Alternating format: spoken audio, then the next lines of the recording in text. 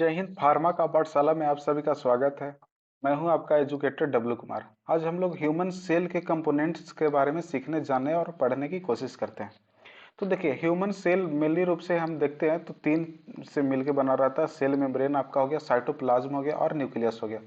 तो cell membrane cytoplasm में हम लोग क्या देखेंगे, सेल ऑर्गेनेल्स के बारे में देखेंगे और सेल इंक्लूजन्स के बारे में देखेंगे। सेल ऑर्गेनेल्स में आपका क्या हो गया, जैसे कि site endoplasmic reticulum, Golgi apparatus, mitochondria, ribosome, lysosome, etc. तो हम लोग एक एक करके सारा देखेंगे। आज हम लोग क्या देखने वाले हैं, सेल मेम्ब्रेन के बारे में देखने वाले हैं। इसका जो प्रॉपर सेल का डिफिनेशन जो भी वीडियो चाहिए और बैक्टीरिया के बारे में जानने के लिए आपका पहले वीडियो बना दिया गया है, उसमें आप जाके देख सकते हैं। तो आज हम लोग क्या देखेंगे, सेल मेम्ब्रेन के बारे में। तो देखिए, सबसे पहले हम ह्यूमन सेल की बात करते हैं। तो ह्यूमन सेल जो है, बीच में आपका न्यूक्लियस पाया जाता है और न्यूक्लियस के बाहर क्या रहता है, प्लाज्मा फ्लूइड रहता है। ठीक है, जिसको साइटोप्लाज्म बोलते हैं। उसमें बहुत सारे ऑर्गेनेल्स पाए जाते हैं और सबसे इन सभी को कवर करके रखता है आपका कौन सा, बाहर में एक कवर पाया जाता है जिसको हम लोग क्या बोलते हैं, साइटोप्लाज्मा मेम्ब्रेन बोलते हैं या सेल मेम्ब्रेन बोलते हैं। ठीक है ना। बाहर में जो एक मेम्ब्रेन पाया जाता है, कवर पाया जाता है, जिसको हम लोग क्या बोलते हैं, सेल मेम्ब्रेन या प्लाज्मा मेम्ब्रेन बोलते हैं, जिसके बारे में हम लोग पढ़ेंगे। तो देखिए, सेल मेम्ब्रेन की बात किया जाए तो इसके लिए बहुत सारा हमें थ्योरी दिया गया था, लेकिन जो हमें सबसे मोस्ट एक्सेप्टेबल थ्योरी है वो पढ़ना है। तो जो सबसे मोस्ट एक्सेप्टेबल थ्योरी है, सेंगर एंड निकोलसन के द्वारा 1972 में दिया गया था। सेंगर एंड निकोलसन के द्वारा 1972 में दिया गया था, जो कि वाइडली एक्सेप्टेड था। और उस थ्योरी का नाम था फ्लूइड मोजाइक मॉडल। उस थ्योरी का क्या नाम था, फ्लूइड मोजाइक मॉडल। उस थ्योरी का नाम था फ्लूइड मोजाइक मॉडल, जो कि हमारे सेल को प्रोटेक्ट करने का काम करता है। ठीक है। तो हमारा सेल मेम्ब्रेन क्या है, तो सेल को यानी कि सेल की इंटरनल चीजों को प्रोटेक्ट करवाने का काम करता है। तो it is present in all types of cell. जो हमारा सेल मेम्ब्रेन है, जो हमारा सेल मेम्ब्रेन है, दुनिया के हर सेल में पाया जाता है। इसके बिना कोई सेल पॉसिबल ही नहीं है। अगर कहीं पे सेल होगा तो उसमें सेल मेम्ब्रेन होगा ही होगा। जैसे कि ह्यूमन हो गया, एनिमल्स हो गया, प्लांट्स हो गया, बैक्टीरिया, ये दुनिया के हर चीजों में पाया जाता है। It is the outermost covering of all animal cell. दुनिया का अगर कोई एनिमल सेल की बात करें तो सबसे बाहरी, जो दुनिया का कोई भी सेल की बात किया जाता तो सबसे बाहरी जो कवर होगा वो किसका बना होगा, आपका सेल मेम्ब्रेन का बना होगा। किसका बना होगा, सेल मेम्ब्रेन का बना होगा। अब समझिए, जो आपका सेल मेम्ब्रेन है वो लिपिड बाई लेयर का बना है। किसका बना है, लिपिड बाई लेयर का। And is composed of lipoprotein. अच्छा, लाइपोप्रोटीन किसको बोलेंगे, तो जो चीज लिपिड लिपिड प्लस प्रोटीन का बना है, प्रोटीन का बना है, तो उसको क्या बोलेंगे, लाइपोप्रोटीन। जो चीजों किसका बना हो, लिपिड प्लस प्रोटीन के मिलने से बना हो, उसको क्या बोलेंगे, लाइपोप्रोटीन। And carbohydrate. तो हमारा जो लिपिड जो सेल मेम्ब्रेन है वो दो लेयर का बना है, जिसमें क्या रहता है, पहले लिपिड प्रोटीन का लेयर रहता है एंड किसका रहता है, कार्बोहाइड्रेट का। ठीक है। तो हमारा जो सेल मेम्ब्रेन है लिपिड के बाई लेयर रहता है, यानी कि लिपिड प्रोटीन का बाई लेयर रहेगा और बीच बीच में क्या रहेगा, कार्बोहाइड्रेट रहता है, जिसको हम आगे प्रॉपर फिगर में समझेंगे। अब देखते हैं सेल मेम्ब्रेन का थिकनेस। तो सेल मेम्ब्रेन का थिकनेस जो होता है 7.5 से 10 नैनोमीटर के बीच होता है। ठीक है। सेल का जो थिकनेस देखते हैं, जो कि हम आगे के स्लाइड में देखेंगे, तो सेल मेम्ब्रेन का जो थिकनेस होता है ये कितना होता है, 7.5 से 10 नैनोमीटर के बीच होता है। कितना होता है, 7.5 से 10 नैनोमीटर के बीच होता है। ठीक है ना। अब नैनोमीटर कितना को बोलते हैं, तो 10 के पावर माइनस 9 मीटर। 10 के पावर माइनस 9 मीटर को क्या बोलते हैं, नैनोमीटर। ठीक है ना। तो हमारा सेल बहुत ही पतला होता है। ठीक है, कितना, तो 10 के पावर माइनस 9 मीटर का। अब सेल मेम्ब्रेन है जो सेलेक्टिवली परमेबल होता है। कैसा होता है, सेलेक्टिवली परमेबल, जिसके बारे में हम आगे देखेंगे, समझेंगे कि आखिर परमेबिलिटी होता क्या है और सेलेक्टिव परमेबल होता क्या है। And control the movement of substance, जो कि हमारे सब्सटेंस जो इधर से उधर मूव करते रहते हैं उसको क्या करता है, कंट्रोल करता है।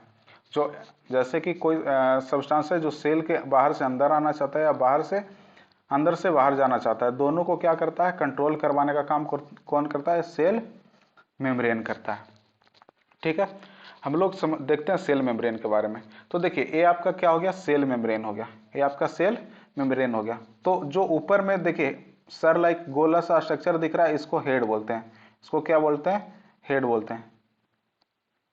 और ये जो नीचे में टांग लाइक स्ट्रक्चर बोलते हैं, इसको क्या बोलते हैं, टेल बोलते हैं, टेल बोलते हैं, ठीक है ना। तो ये जो हेड और टेल है, ये आपस में किसका मिलके बना रहता है, लिपिड प्रोटीन का। वैसा सा कितना लेयर दिख रहा है, एक लेयर ए और एक लेयर ए, एक लेयर ए पहला लेयर और ये दूसरा लेयर। तो इसलिए क्या बोल रहे थे कि लिपिड लाइपोप्रोटीन के बाई लेयर से मिलके बना होता है। मीन्स एक तो ये जो हेड और टेल है लिपिड और प्रोटीन के मिलने से बना है, इसीलिए इसको क्या बोल रहे हैं, लाइपोप्रोटीन। और ऐसा ऐसा कितना लेयर है, 2 लेयर, इसलिए इसको क्या बोलते हैं, बाई लेयर, ठीक है ना। और कहीं कहीं दिख रहा होगा कि अलग से प्रोटीन का मॉलिक्यूल्स भी इसमें धंसा रहता है। और साथ में देख रहे थे एक चैनल है, ठीक है ना, इसमें चैनल रहता है जो चीज़ों को पार करवाने का काम करता है, बाहर से अंदर या अंदर से बाहर करवाने। जैसे कि आपका एक्वापोरिन हो गया, जो कि पानी को बाहर से अंदर करवाने का काम करता है, जो एक तरह का क्या प्रोटीन चैनल है, ठीक है। और बीच में कहीं कहीं में ये चैन लाइक स्ट्रक्चर दिख रहा होगा, ये देखिए यहाँ पे चैन लाइक स्ट्रक्चर दिख रहा है, एक कार्बोहाइड्रेट चैन है, ठीक है। इसके अलावा ये जो हेक्सागोनल स्ट्रक्चर दिख रहा है पीला कलर में, आपका कोलेस्ट्रॉल है, जो कि कोलेस्ट्रॉल है, जो कि ये सब सेल के स्टेबिलिटी में बहुत ज़्यादा रोल प्ले करता है। अब समझिए जो आपका हेड वाला पार्ट है, ये हेड वाला पार्ट है हाइड्रोफिलिक होता है। देखिए ऊपर वाले फोटो में देखिए, जो हेड वाला पार्ट है वो हाइड्रोफिलिक होता है, और जो टेल वाला पार्ट है ये हाइड्रोफोबिक होता है, हाइड्रोफोबिक। कैसा होता है, हाइड्रोफोबिक होता है। तो हाइड्रोफोबिक का मतलब क्या हो गया कि ये पानी से दूर रहेगा। जो टेल वाला पार्ट है, बीच वाला पार्ट है, क्या रहेगा, पानी से दूर रहेगा। और हेड वाला पार्ट है, इसमें पानी आपस में आगे चिपक सकता है। तो इसीलिए हम देखते हैं कि जब भी पानी आता है, ठीक है ना, जब भी हम लोग नहाते हैं या कुछ हाथ पैर धोते हैं तो पानी आता है, H2O आता है। तो देखिए ये सिर्फ ऊपरी रीजन में चिपकता है, सेल के अंदर नहीं जाता। क्यों नहीं जाता, क्योंकि अंदर में क्या है, हाइड्रोफोबिक रीजन है, और हाइड्रोफोबिक रीजन रहेगा तो पानी को अंदर घुसने नहीं देगा। इसीलिए सेल जब भी हम लोग हाथ पैर धोते हैं तो पानी सिर्फ सरफेस पे रहता है, अंदर नहीं जाता, क्योंकि इसका टेल जो रीजन है वो किसका बना है, हाइड्रोफोबिक होता है, ठीक है ना, और पानी को दूर रखता है। और जो हेड रीजन है वो हाइड्रोफिलिक होता है। अब देखिए फिर से एक बार समझते हैं। तो हमारा जो ए जो है सेल मेम्ब्रेन, वो 2 लेयर का बना रहता है, लिपिड प्रोटीन के 2 लेयर का मिलके बना रहता है। एक ऊपर में हेड और टेल दिख रहा होगा, एक नीचे में दिख रहा होगा, ठीक है। हेड जो रहता है जनरली हाइड्रोफिलिक नेचर का होता है, और टेल जो होता है हाइड्रोफोबिक नेचर का होता है। और बीच बीच में प्रोटीन कैरियर प्रोटीन से सब रहते हैं, जो कि चीज़ों का आदान प्रदान करवाने में हेल्प करते हैं। अब समझिए हम लोग परमेबिलिटी समझते हैं। तो परमेबिलिटी की बात करें तो परमिएबल मतलब क्या होता है, चीज़ें आ जाए। जैसे कि एग्जाम्पल समझिए, एक पार्टी ऑर्गेनाइज किया गया टीचर के द्वारा, एक टीचर के द्वारा पार्टी ऑर्गेनाइज किया गया, तो उसमें सभी स्टूडेंट को बुलाया गया होगा, चाहे लड़का हो चाहे लड़की हो, चाहे कोई क्लास में पढ़ता हो। अगर टीचर दे रहे होंगे तो उस स्कूल में या उस कॉलेज में पढ़ा रहे होंगे तो सभी को बुलाएंगे, तो इसमें सभी लोग अलाउड रहेंगे। तो इस तरह की चीज़ों को क्या बोलेंगे, परमिएबल। जिसमें सभी चीज़ें अलाउड हो उसको क्या बोलेंगे, परमिएबल, ठीक है ना। अब समझिए अगर कोई गर्ल्स पार्टी करे, गर्ल्स का ग्रुप पार्टी करे, तो यहाँ सिर्फ कौन अलाउड होगा, सिर्फ और सिर्फ गर्ल्स अलाउड होगी। गर्ल्स के अलावा कोई अलाउड होगा, बॉयज अलाउड होगा, नहीं होगा। जितने भी गर्ल्स होंगे वो अलाउड होंगी, कोई भी बॉयज अलाउड नहीं होगा। मीन्स कि गर्ल्स के लिए अलाउड है, ठीक है ना, लेकिन बॉयज अंदर नहीं जा सकता है, ठीक है। तो कुछ के लिए अलाउ है और कुछ के लिए अलाउ नहीं है। तो इस तरह की चीज़ों को क्या बोलेंगे, सेमी परमिएबल, ठीक है ना। जो गर्ल्स रहेगी जो अंदर जाएगी या बाहर आ सकती है, लेकिन बॉयज नहीं जा सकता है, ठीक है। तो कुछ आधा जा रहे हैं आधा नहीं जा रहा है, तो उसके लिए क्या बोलेंगे, सेमी परमिएबल। क्या यूज करेंगे टर्म, सेमी परमिएबल। लेकिन अगर देखा जाए जैसे कि 5 दोस्त हैं, ये 5 बहुत पक्के दोस्त हैं, तो एक बंद रूम में पार्टी कर सकते हैं। तो पार्टी कर रहे हैं ये पांचों, तो बंद रूम में पार्टी करें तो कोई अंदर आ सकता है नहीं, कोई बाहर जा सकता है नहीं, बस वहीं पे पांचों बैठ के पार्टी करेंगे। तो इस किसका एग्जाम्पल हो गया, इम्परमिएबल का। मीन्स कि जिससे कोई भी चीज इधर उधर नहीं जाए। देखिए अब नीचे के फिगर में समझिए, जैसे कि इसमें क्या है, यहाँ पे मॉलिक्यूल्स है, कुछ सॉलिड मॉलिक्यूल्स है और जो डॉटेड दिख रहा है आपका लिक्विड है। तो देखिए लिक्विड इधर से इधर मूव किया और सॉलिड मॉलिक्यूल्स भी इधर से इधर मूव किया, मीन्स कि दोनों एक तरफ से दूसरे तरफ एक दूसरे में मूव कर रहे हैं और आपस में मिल जा रहे हैं। तो इस तरह के जहां पे चीजें दिखेगी इसको क्या बोलेंगे, परमिएबल। और सेमी परमिएबल मीन्स कि देखिए यहाँ पे ध्यान दीजिएगा, तो डॉटेड वाला है दोनों तरफ है, मीन्स कि लिक्विड है जो इस तरफ तो आया लेकिन सॉलिड नहीं गया, तो कुछ के लिए परमिएबल हो, जैसे कि गर्ल्स लाइक कि कुछ के लिए परमिएबल है और कुछ के लिए परमिएबल नहीं है, तो उसको क्या बोलेंगे, सेमी परमिएबल। उसमें भी अगर सेलेक्टिव चीजें परमिएबल होगा तो उसको क्या बोलेंगे, सेलेक्टिव परमिएबल। जैसे कि हमारा जो प्लाज्मा मेम्ब्रेन है वो क्या होता है, सेलेक्टिव परमेबल होता है, क्योंकि कुछ के लिए परमिएबल होता है और कुछ के लिए नहीं होता, जो कि एक सेमी परमिएबल का एग्जाम्पल है। उसी तरह इम्परमिएबल का देखते हैं, तो ना कोई इधर से इधर जा सकता और ना इधर से इधर जा सकता, मीन्स कि ना लिक्विड इस तरफ से इस तरफ आ सकता और ना सॉलिड एक तरफ से दूसरे तरफ जा सकता है, जो जहां है वहीं रहे, तो उसको क्या बोलेंगे, उस तरह की चीजों को बोलेंगे इम्परमिएबल, जो कि हम लोग बॉयज ग्रुप के पार्टी में देख रहे थे। ठीक है, अब हम लोग सेल के और ज़्यादा जानने की कोशिश करेंगे, सेल के बारे में समझते हैं। तो क्या देखते हैं, जो सेल मेम्ब्रेन है वो बहुत ही थीन एंड डेलिकेट स्ट्रक्चर है। थीन मतलब कि क्या हो गया, पतला, और डेलिकेट मतलब बहुत ही मुलायम, कोमल। ठीक है ना, बहुत ही कोमल तरह का, डेलिकेट मतलब होता है कोमल।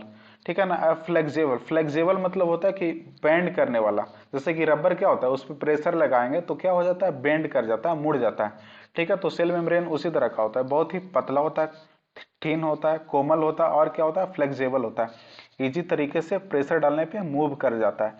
तो समझिए अगर कोई मूव करेगा, ऐसा कोई है इस पे अगर यहाँ पे प्रेशर डालेंगे तो क्या हो जाएगा, शेप चेंज कर लेगा, कुछ इस तरह का बन जाएगा। ठीक है, तो वही बोल रहा है कि आपका जो सेल मेम्ब्रेन है बहुत ही डेलिकेट होगा, फ्लेक्सिबल होगा और शेप चेंज कर लेगा जब उसका जरूरत होगा, जब भी प्रेशर लगेगा जो भी कुछ होगा तो जरूरत के अनुसार वो शेप चेंज कर सकता है।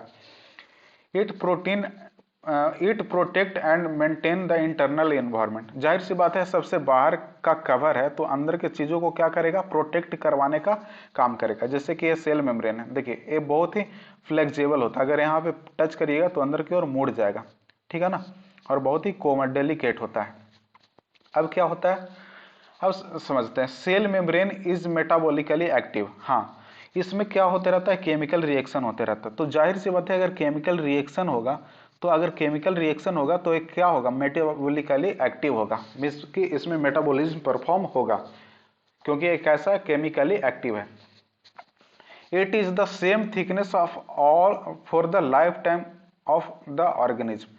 ये सारे ऑर्गेनिज्म में जो सेल मेम्ब्रेन का थिकनेस है, जैसे कि कोई ह्यूमन है तो जितना थिकनेस वो जन्म में था, जन्म लेते टाइम था, वो डेथ करते टाइम भी उसके सेल मेम्ब्रेन का थिकनेस उतना ही रहेगा।